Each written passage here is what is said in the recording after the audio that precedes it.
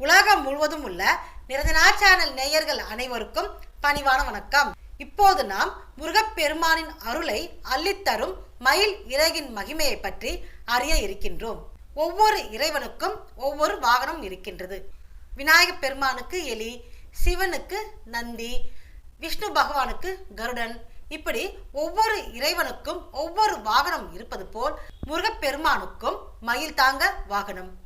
மயிலை வணங்கினால் நிச்சயம் முருகப்பெருமானின் அருள் நமக்கு பரிபூர்ணமாக கிடைக்கும். எப்படிங்க நாங்கள் மயிலை போய் வணங்குறது? ஜூக்கு போய் மயிலை பார்த்து வணங்கணும்னு சொல்றீங்களா அப்படின்னு கேட்குறீங்களா? அப்படிலாம் ஒன்றும் இல்லைங்க. மயில் இறகு இருக்கு இல்லைங்களா, ரோட்லலாம் விற்கும், சில ஷாப்பில் கூட மயில் இறகு விற்கிது.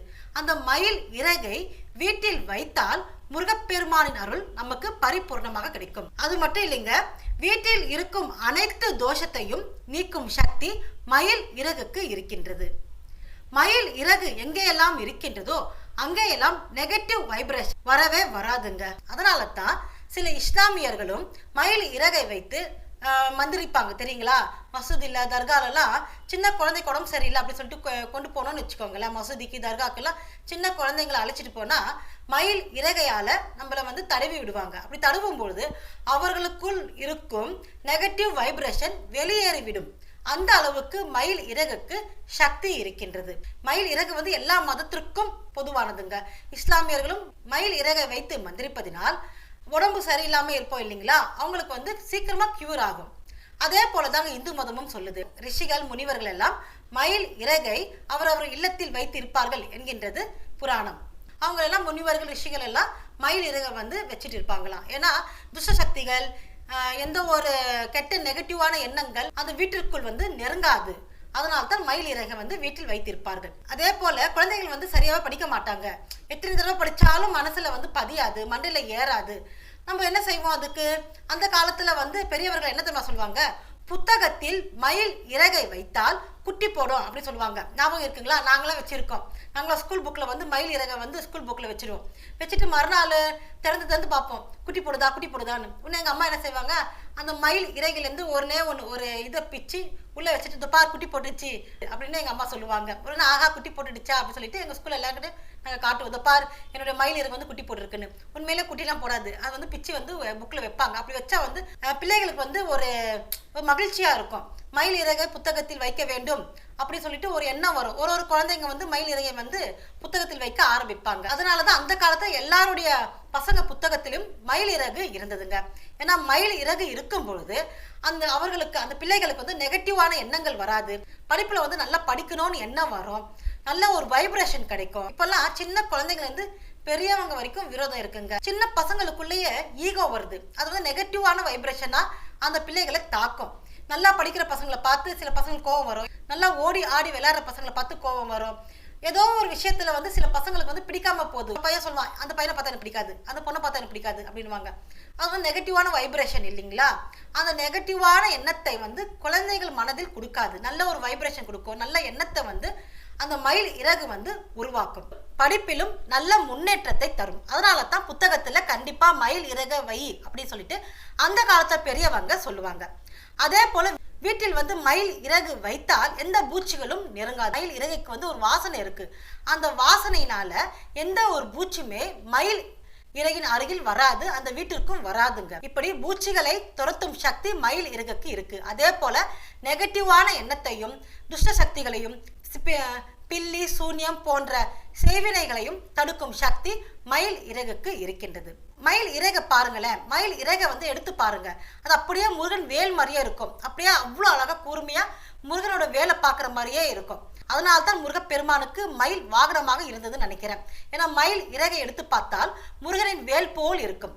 முருகப்பெருமான் படம் இருந்தால் அந்த படத்தில் இந்த மயில் இறகையும் வைத்தால் இன்னும் முருகப்பெருமான் அருள் ஆசை நமக்கு பரிபூர்ணமாக கிடைக்கும்.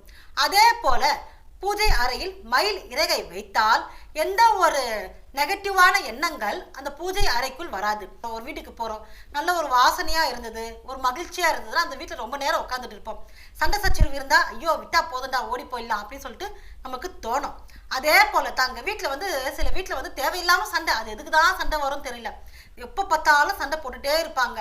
ஏன் சண்டை வருது, எதுக்காக சண்டை வருதுன்னு சண்டை போறவங்களுக்கே தெரியாது. ஏதோ ஒரு காரணத்தை சண்டை போடுவாங்க. அதுக்கு என்ன காரணம்னா நெகட்டிவ் வைப்ரேஷன் அந்த இல்லத்தில் அதிகமாக இருக்கு, நல்ல வைப்ரேஷன் ரொம்ப குறைவா இருக்கு. நல்ல வைப்ரேஷன் குறைவா இருக்கு, நெகட்டிவ் வைப்ரேஷன் அதிகமா இருக்கிறதுனால அந்த இல்லத்தில் வந்து தேவையில்லாத சண்டை சச்சரவு, எதுக்கு எடுத்தாலும் சண்டை, சின்ன குழந்தைங்கள்ல இருந்து பெரியவங்க வரைக்கும் சண்டை போடுவாங்க. அப்படி இல்லாம இருக்கணும்னா மயில் இறகை வந்து வீட்டில் வந்து வைக்கலாம், ஒரு ஹால்ல வைக்கலாம். ஹால் சுவர் இருக்கு இல்லைங்களா, அந்த ஹால் சுவற்றில் மயில் இறகை ஒரு 5 இறகை வாங்கி அழகா ஒட்டி வச்சிடலாம். ஆமா, பெட்ரூம்ல வந்து தேவையில்லாம குழப்பங்கள், சண்டை சச்சரவு இருக்கும். சின்ன குழந்தைங்க இருந்தால் தூங்காது, நைட்லலாம் திடீர்னு எழுந்தாலும் ஏன் அழுதுன்னு கூட தெரியாது. பசியில் அழுதா இல்லை, இப்போதானே பால் சாப்பிட்டு தூங்கிச்சிங்கன்னுவாங்க, இப்போதாங்க பாத்ரூம்லாம் போச்சு க்ளீன் பண்ணிட்டு படுக்க வச்சேன், ஆனால் ஏன் அழுதுன்னு தெரியல, அழுதுகிட்டே இருக்கு அப்படின்னு சொல்லுவாங்க. அழுதுகிட்டே இருக்குந்தா அந்த ரூம்ல வந்து மயில் இறகை வந்து ஒரு 5 மயில் இறகை வந்து செவுத்துல மாட்டி வச்சிடணும். குழந்தைகள் வந்து அந்த மயில் இறகை தொட முடியாத அளவுக்கு நல்லா உயரமா வைக்கணும். சில குழந்தைங்களுக்கு தெரியாது, மயில் இறகை வந்து எடுத்து சப்பிடும், அது வந்து உடல் உபாதைகளை கொடுக்கும். அதனால ஒசரமா மயில் இறகை ஒட்டி வச்சிடுங்க. இதனால அந்த ரூம்ல வந்து நெகட்டிவ் வைப்ரேஷன் குறைய ஆரம்பிக்கும், அடியோட போயிடும். அதே போல நல்ல ஒரு வைப்ரேஷன் அதிகமாகும். நல்ல ஒரு வைப்ரேஷன் இருக்கிற இடத்துல தான் எல்லா நல்லதும் நடக்கும், மன நிம்மதி இருக்கும், தெய்வமும் அந்த இடத்தில் குடியிருக்கும். நல்ல ஒரு வைப்ரேஷன் வரணும்னா வீட்டின் சுவற்றில் வந்து மயில் இறகை வந்து வைக்கலாம். ஹால்ல வைங்க, கண்டிப்பா ஹால்ல வந்து மயில் இறகை வைக்க வேண்டும். நம்மளை பார்த்தா எல்லாருக்குமே பிடிக்கும் அப்படின்னு சொல்ல முடியாது. இப்போ சில பேருக்கு என்ன சொல்றாங்க, எனக்கு முருகப்பெருமானை பிடிக்கும், விநாயகரை பிடிக்கும், சிவனை பிடிக்கும் அப்படின்னு சொல்றாங்க. அதே போல எல்லாருக்குமே வந்து எல்லா கடவுளும் பிடிக்காது, சில கடவுளை பிடிக்கும், சில பேருக்கு சில கடவுளை பிடிக்காது. அதே போல் நம்மிடம் பழகுபவர்கள் அனைவரும் நம்மை பிடித்துத்தான் பழகிறார்கள் என்று இல்லைங்க. நம்ம பிடிக்காம சும்மா ஒப்புக்கு சப்பு கூட பழகுவாங்க.